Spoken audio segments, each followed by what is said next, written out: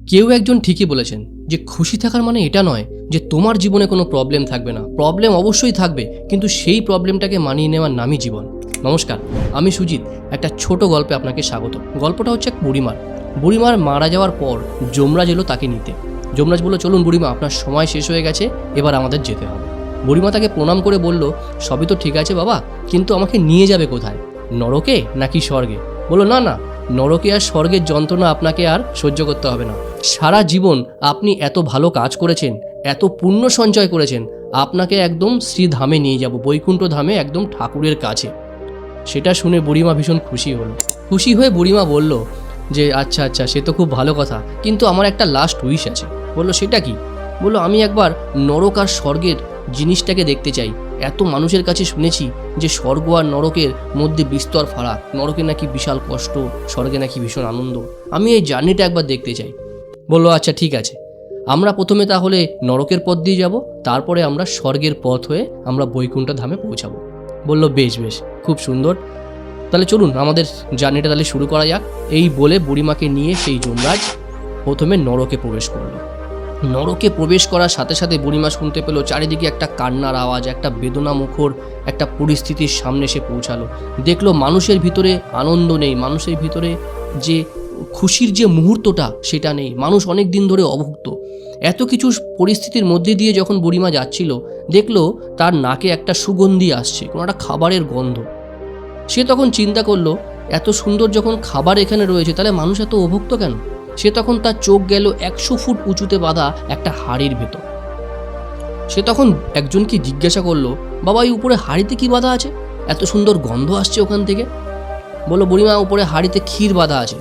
বললো, আচ্ছা আচ্ছা, তাহলে তোমরা অভুক্ত কেন? তোমরা কেন খাচ্ছ না কেন ওখান থেকে পেরে? বলে, কি করে পারবো? 100 ফুট উঁচু, ওখানে কে উঠবে? ওখানে তো পসিবল না ওঠা। বললো, হ্যাঁ সেটা অবশ্য ঠিক, তাহলে তোমরা কি করবে? বলে, আমরা এরকমভাবেই তাহলে আমাদের চলবে, আমরা অভুক্ত, আজকে আমরা কয়েক দিন হয়ে গেল আমরা কিছুই খেতে পাচ্ছি না। বুড়িমা তখন বলল যে ঠিক আছে ঠিক আছে, বুঝতে পেরেছি। তখন বুড়িমা বুঝতে পারলো তাহলে এইটাই হয়তো নরকের যন্ত্রণা। তখন যমরাজ বলল, চলুন বুড়িমা, এখানকার আমাদের সময় শেষ, এবার আমাদের যেতে হবে স্বর্গে। বললো, আচ্ছা চলো। স্বর্গে ঢোকার সাথে সাথে বুড়িমা দেখতে পেল যে সেখানকার মানুষজন কত আনন্দে আছে। তাদের কোনো খিদের যন্ত্রণা নেই, তাদের কোনো চিন্তা নেই, ভাবনা নেই, অনেক আনন্দে তারা দিন কাটাচ্ছে, তারা নিজেদের কাজে ব্যস্ত আছে। ওখানে ঢুকেও বুড়িমা খেয়াল করলো যে সেরকম একটা হাড়িতে বাঁধা কিছু একটা জিনিস রয়েছে, যেখানে প্রায় 100 ফুট উঁচুতে হাড়িতে বাঁধা রয়েছে, এবং সেখান থেকে খাবারের একটা সুগন্ধি আসে। বুড়িমা এক ভদ্রলোককে ডেকে জিজ্ঞাসা করলো, বাবা, উপরের হাড়িতে কি বাঁধা আছে? বললো, ওখানে ঠাকুরের ভোগ আছে, ওখানে প্রসাদ আছে, ওখানে ক্ষীর বাঁধা আছে। বলে, ও, তাহলে তো তোমরা ওখানে পৌঁছাতে পারো না, তোমরা তো খেতে পারো না, তাহলে তোমাদের এই পেটের যে খিদা, তাহলে সেটা কিভাবে মেটে? বললো, আপনি একটা কাজ করুন, আমাদের স্বর্গের যে প্রধান, তার কাছে গিয়ে আপনি এই কোশ্চেনটা করুন।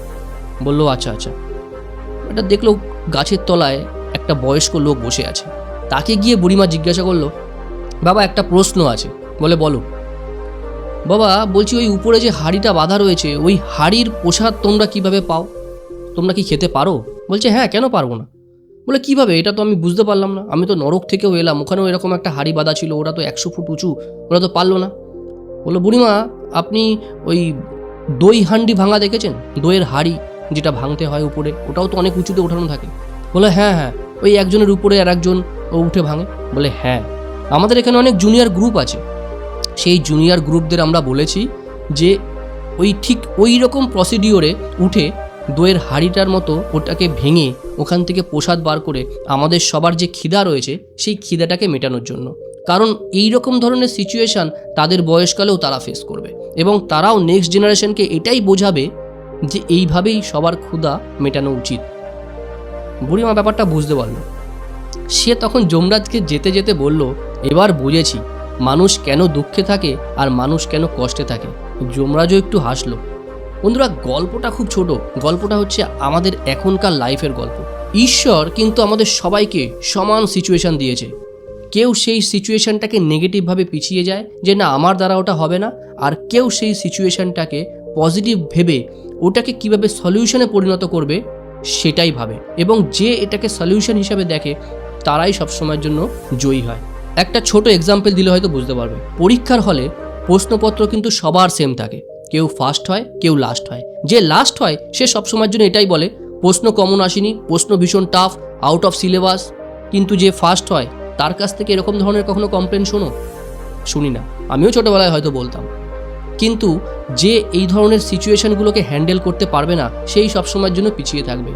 ইন্টারভিউতেও কিন্তু সেম কেস হয়। একটা ইন্টারভিউতে 50 জন ছেলে যায়, কিন্তু সাকসেসফুল হয় একজনই। কে হয়? যে সারা বছর সেই ইন্টারভিউর জন্য প্রিপারেশান নেয়। আর লাস্ট হয় যে ইন্টারভিউর আগের দিন রাত্রিবেলা প্রিপারেশান নেয়।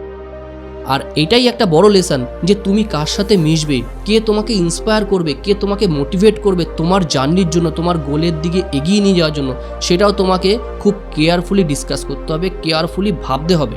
সেই প্রধানের মতোই একটা জাজমেন্টাল লোকের সহযোগিতা নিতে হবে, যে তোমাকে সঠিকভাবে গাইড করবে। সঠিক গ্রুপ তোমাকে বাছতে হবে, সঠিক বন্ধু তোমাকে বাছতে হবে, যে সবসময়ের জন্য প্রতিটা পদে পদে তোমাকে ইন্সপায়ার করবে। সবসময়ের জন্য ভালো মানুষের সাথে মেশো, মানুষের সহযোগিতা করো, মানুষের কাছে যাওয়ার চেষ্টা করো, মানুষের থেকে শেখার চেষ্টা করো, তাহলে তুমি প্রত্যেকটা পদে সাকসেসফুল হবে। প্রত্যেক বুধবার আর শনিবার দিন আমার চ্যানেলে এই ধরনের মোটিভেশনাল ভিডিও দেখার জন্য ইনসাইড সুজিতকে ফলোয়ার সাবস্ক্রাইব করে রাখতে পারো, প্রত্যেক দিন 1% বেটারমেন্টের জন্য। কেমন লাগলো আজকের ভিডিওটা অবশ্যই কমেন্টস করে জানিও। যদি ভালো লাগে বন্ধুদের সাথে অবশ্যই শেয়ার করো। শেষ করার আগে সবসময় যেটা বলে থাকি, মা বাবার আশীর্বাদ, ঈশ্বরের আশীর্বাদ আর আপনজনের আশীর্বাদ নিয়ে এমন কিছু কাজ করো যেটা দেখে সবাই তোমার মতো করতে চাইবে, কারণ জীবন তো একটাই। সবাই ভালো আর সুস্থ থেকো। দেখা হচ্ছে নেক্সট ভিডিওতে।